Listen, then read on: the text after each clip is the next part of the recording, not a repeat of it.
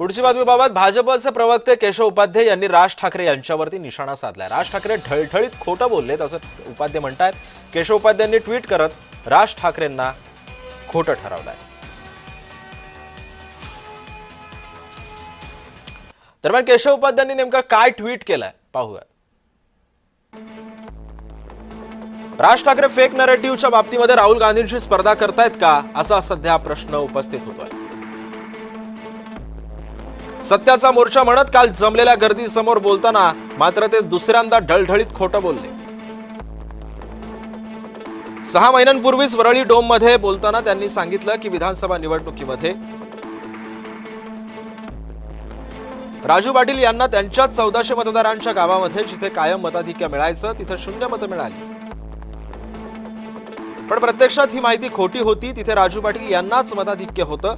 काल त्यांनी दुसरा खोटा सूर लावला। नवी मुंबई आयुक्ताच्या पत्त्यावर 130 मतदार नोंदवल्याचं सांगत त्यांनी सत्याच्या मोर्चामध्ये खोटेपणाची कमालच केली। कारण प्रत्यक्षात असं घडलेलंच नाहीये। लँडमार्क म्हणून ही माहिती नोंदवण्यात आली आहे।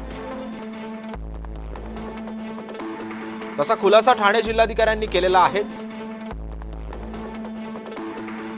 पण राज ठाकरे यांच्या घराचा पत्ता शिवाजी पार्क आहे म्हणजे ते प्रत्यक्षात मैदानात राहतात का?